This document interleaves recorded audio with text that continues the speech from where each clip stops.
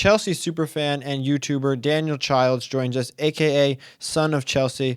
We're here to discuss the Premier League to date. However, more notably, Chelsea's defeat this afternoon to Manchester City, beat 3-0 at the less than full Etihad Stadium, the match following a difficult week for Jose Mourinho in the media regarding the recent news with Chelsea team doctors. Daniel, what takeaways do you have, if any, from this game? There's 36 games to go. I don't know what really you could take away from that game. It's been tough. I've tried as much as I can, digesting what's happened after the game to kind of get a bit of perspective. It's not a good day. It's been a terrible week for Chelsea in terms of publicity, in terms of what the media, especially in the UK, have been talking about. It was just a bad day all round. I thought we were outplayed. I thought we got our tactics wrong in the first 20 minutes.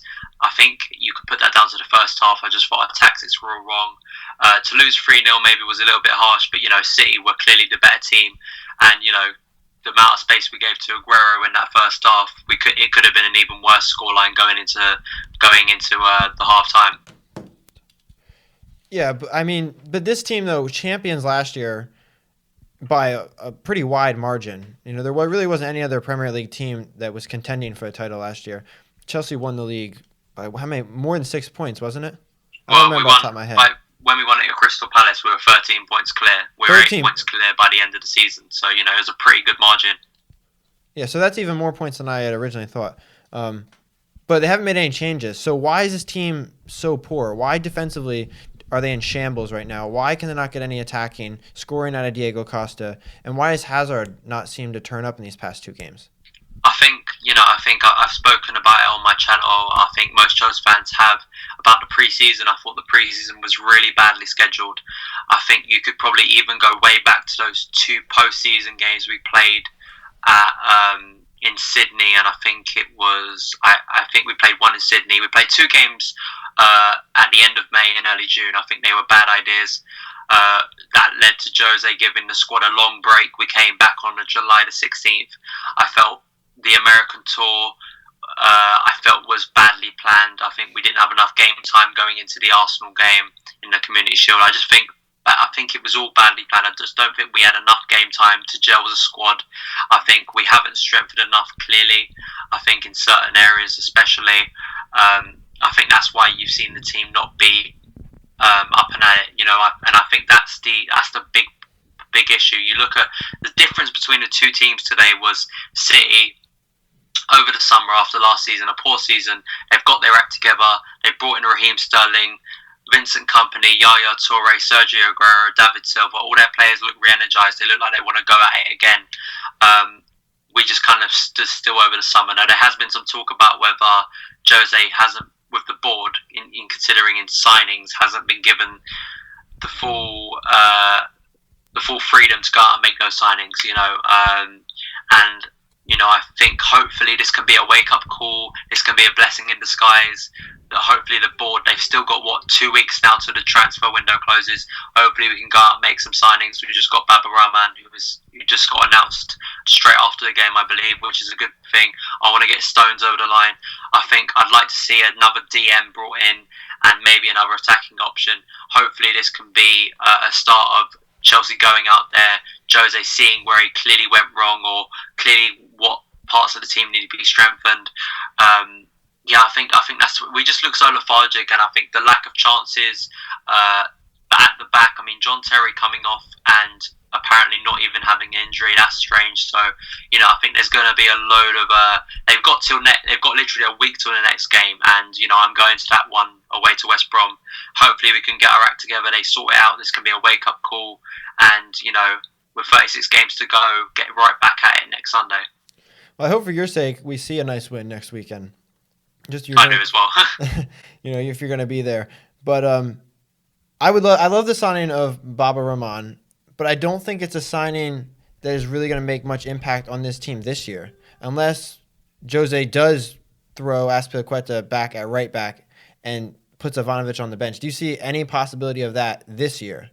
I think if you look at Ivanovic, probably had his worst game for Chelsea. Well, one of the worst games he ever played for Chelsea last week against Swansea in the first game. Montero literally destroyed him. This week, today's game, I thought he did brilliantly against Sterling. I think he was one of the you'll see a lot of criticism for Ivanovic, but I think he really did well. I mean, we got the scoreline, of course, 3-0. It doesn't, in context of the game, it doesn't look that good. No. And maybe he was one of the only positive players in the game. I thought he handled Sterling well. Sterling didn't destroy him at all. There was very rarely times when Sterling got past him, maybe 1 or 2 times in the entire game. I'm not sure. Yeah, I do definitely agree with you that the scoreline 3-0 does not describe what the game was like at all. I mean, both the City's second goals came very late on. You know, Jose just made a substitution. He brought off Willian, put on Falcao. And he had a second substitution at that same time, did he not? Cuadrado. Brought in Cuadrado, yeah. Cuadrado came on. I mean, I was a bit disappointed. You know, I think I was sitting there thinking, you know, I think what he had to do was, I think he had to bring Falcao on. It's always the analogy, you know, you'd rather lose 2-0 than lose it 1-0 and not go for it. I think he had to bring Falcao, and it was a shame that literally Falcao had no chance to impact the game, because as soon as he came on, that was the corner and Company headed it in. You know, I think it will look. I mean, I'm not sure. Maybe after I've calmed down a bit, and you know, I think I don't think I'll watch the highlights for a little bit, but from what I remember of the game, it was kind of quite a weird one.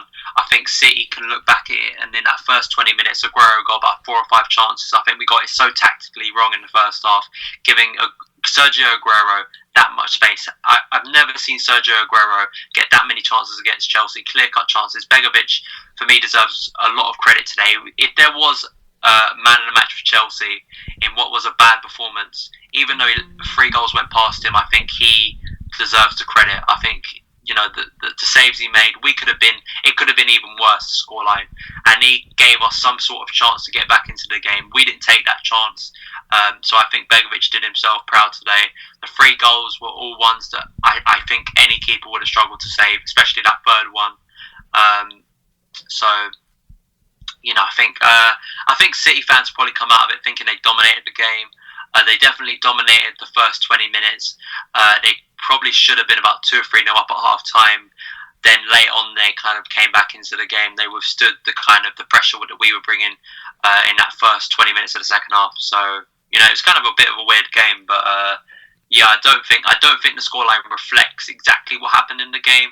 I'd say probably 2-0 would be a fair result. I think maybe the extra goal maybe doesn't exactly reflect what happened in the game. But then again, you even it out and you look what happened in that first half, you think maybe, you know, the amount of chances we gave to Aguero, it should have been 3-0. That's a fair result. So I think just on because I think there's going to be a load of people talking about Chelsea in crisis. You know, I think you've got to have some perspective about this. It's a damaging defeat. There's no doubt about that. We were outplayed at the game. It's probably Jose's first loss in a big game since his return to Chelsea. Definitely. He doesn't lose many of them.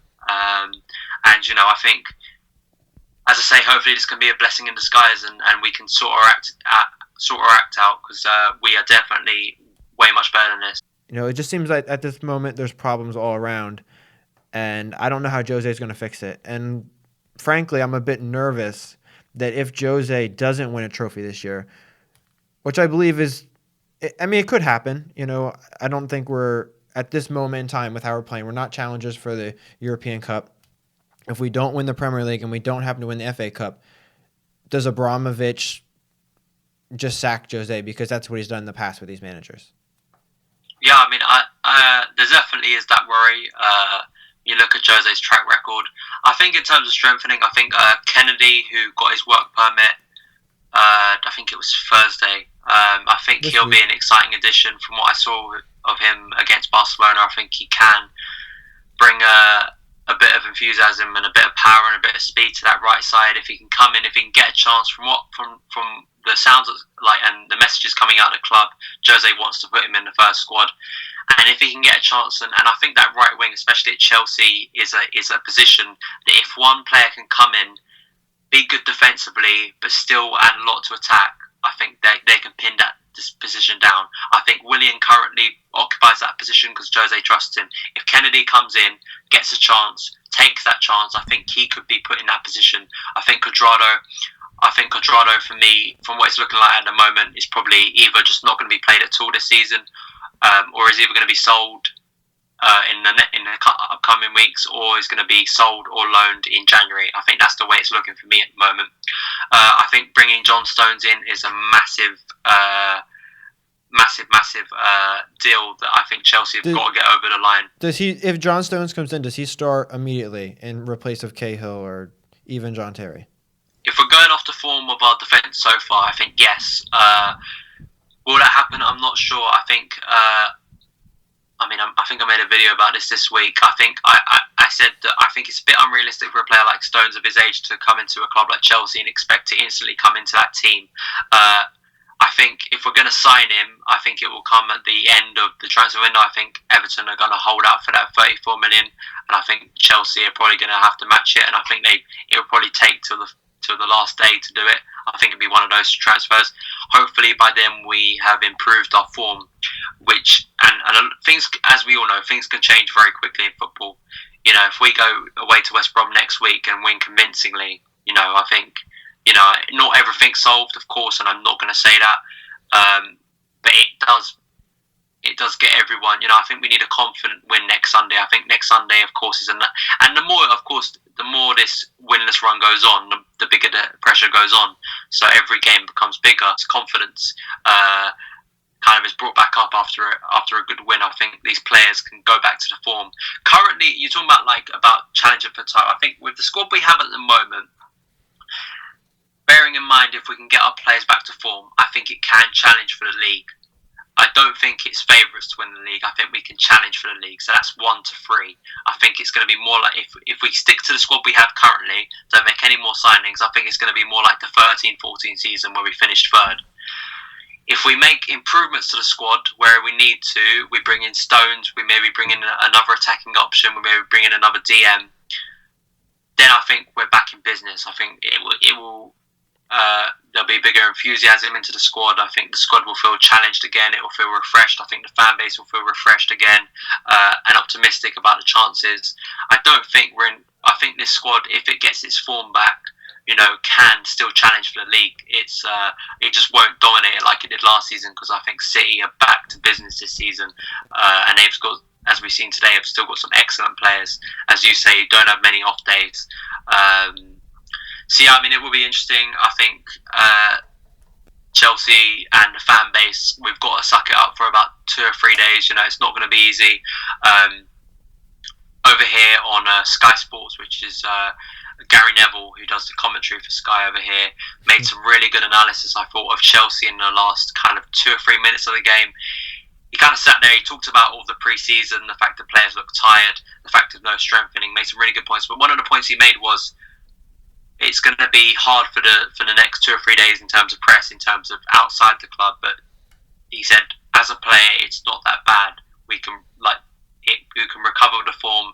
Jose Mourinho is still a brilliant manager. With the talent we have in the squad, we can still be up there challenging. And I think with a few more additions, which we need now, in the right positions, I still think we can be challenging up there. At the top of the league. You got to look at it like this. Arsenal lost their first game. Of course, they got a win today. So things, of course, as I'll keep on saying, things change. I like to keep a lot of perspective. Of course, it's a tough defeat, especially to one of your title rivals. But the good thing about it is it's only the second game of the season, so there is time to recover. Yeah, I don't think it can be stressed enough how bad this week has been, media-wise. It's been terrible. With Jose coming out last week blaming Carnero for running onto the field, which I saw just as a way of Jose deflecting the loss from himself. Because at that point in time, it's a draw regardless. Are we really going to get a goal in the dying minutes of the game? And is Hazard going down and coming off the field or whatever, is that really going to affect much in the long run? I didn't think so in my mind. Maybe him being on there, he could have scored a goal in the late minutes. But overall, I just thought it was media coverage that could have been avoided. And next week's trip to West Brom is going to be crucial, like you mentioned. If they go in and they get a win, maybe Carnero's back on the bench, all this could be put to bed, and we could start our season off right from there. We could forget about these first 2 weeks and just move on from West Brom going forward. So I do agree with you there that, like what Gary Neville said, Mourinho's still a brilliant manager. We still have a top squad. We can still challenge for the title. It's only 2 games in. We can forget about everything up to this point. If we go to West Brom next week, handle our business, and get a win. Yeah, I mean, I think, of course, and I know there'll be people listening to this, probably Chelsea fans listening to this, who are thinking you're just making excuses, you don't understand. I do understand that this is you can clearly see problems, and I think more than anything of players' performances, I think it was just the tactics today that really annoyed me, especially in that first half. We are known to go to these big away games and be strong defensively, not give the top players any space. I thought I didn't understand Ramirez going out right wing. I didn't understand it. I didn't understand it for the first minute. Ramirez naturally comes in central. He was a lot of the time, so there wasn't a lot. He isn't a natural right winger. Every time he seems to play out there, and for me, I think Fabregas. From what I saw, the first team sheet I saw, it looked like Fabregas was playing number 10 and Ramirez was playing next That's what match. I thought as well. That looked good. And then, of course, when the game starts, that's not the case. Fabregas, for me, in these big games, you've got to play him in number 10 for me. He's just not good defensively enough to play next to Matic. You either put Ramirez next to him or you bring in Zuma, I think. And I actually think Zuma would have been a better... because I don't think he played that badly when he came on for the full 45 minutes. I think Zuma would have been brilliant in that defensive midfield role and alongside Matic. I think he would have dealt... And I just didn't think we capitalised enough on Yaya Toure. I thought Yaya Toure, he isn't that good defensively. And that one chance we had, that chance with Hazard, for me, I just don't know. I don't know why Hazard took a touch. I think it's one of my biggest... it's something that really annoys me is players just taking one more touch than they need to. I think Hazard just should have shot right there. Shot first time. It just did frustrate me, and there were a lot of things wrong with today's game. I think tactically more than anything, just the way we set up, the fact that we could have been down a goal within 30 seconds, from Aguero, and I think that would have been even worse. I think. I think hopefully there'll be a lot of lessons to be taken away from this game. Us being tactically poor is very surprising though, because like you mentioned, whenever in the past 2 years since Jose's return to Chelsea, anytime we've gone on the road to any of these big teams, we've been spot on with the tactics. We didn't lose to City last year. We didn't lose to Man United last year. We didn't lose to Arsenal last year. So Jose's been spot on, and it's surprising that this week we were this bad tactically. It really is. Yeah, I mean, giving spaces to players like David Silva, it's just criminal, really. Now, are you going to be on 100% Chelsea here going forward now from here on out? Well, yeah, hopefully. I think I made a joke on Twitter after the game. I was like, probably now they're going to get an increase in views, tonight, considering what just happened, which I guess is good for the channel. Now, I love being on 100% Chelsea. I think it's a really good platform.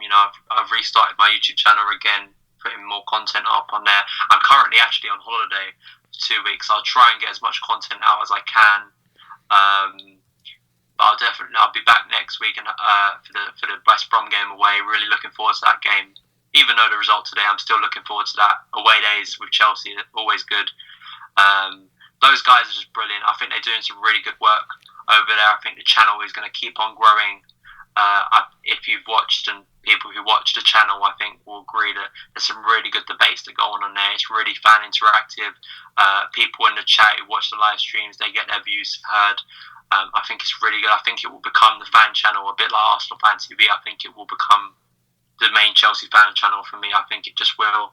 I love working with the guys over there, and they've really been, especially Eunice, I think he's really been cool. I've known him for over a year now, helping me out with my YouTube channel. I think he's going to be really, really successful with that channel, and hopefully I'll be on there. I'll be on there tomorrow night discussing the game, reflecting on it a bit more, which should be painful, but yeah, I mean, one thing I'll say, go over and see that channel, because I think it will continue to grow and continue to improve. You'll see me there on discussions, on the live streams, and also I'm always at Stamford Bridge, so you'll see me after games on there. Well, there you have it, folks. Head over 100% Chelsea on YouTube. Also, Daniel, your channel, Son of Chelsea, correct? Yeah, Son of Chelsea. Just go to my Twitter. I've got it on there, Son of Chelsea, and there's a link on there. You can go to. yeah, I'm really trying to improve the content on there. You know, I love talking football. I love having intelligent discussions about Chelsea. I don't hide the fact that I'm a Chelsea fan, but I think I try to show intelligent, you know, discussions about football, and hopefully, whatever fan you are can come on the channel and enjoy talking about football. You know. And great banter too. Should have played Mikel. That's brilliant. Yeah, that's something. Well, that's kind of a joke about. We've been having a joke all week in the comments on the live streams about Mikel, and yeah, I just thought I'd put something positive out there, you know, just for a laugh, you know. Oh, I'm sure you got a few laughs. Dare to Obi. Yeah, hashtag Dare to Obi. That's what I'm saying. Let's get that trending. Yeah, hopefully. I don't know if too many fans are gonna like that. If they're very depressed, I don't think the fans who went to the game will be very happy with that. Looking at that Dare to Obi, but you know, it's all jokes. I saw some good jokes from opposing fans about Chelsea. You know, I thought the banter with Eva and the City fans cheering when the medical team came on, I found that quite funny. You know, so it's all fun and games, and just remember who's still the champions at the moment. Yeah, it's Chelsea, and we will be back. A win next week, we'll be all buzzing again. You know, Diego Costa to score a hat trick. You know, that's what I'm saying. Well, there you go. Keep positive. That's the way I think. Still the champions of England, and next week you have it. Diego Costa will be back at West Brom. Thanks, Daniel, for coming on and talking to us in this tough moment at the time. Absolutely no problem. I'm a Chelsea fan until I die. Chelsea fan until he dies. Check him out, Son of Chelsea, on Twitter and YouTube. Thanks, Daniel. No problem.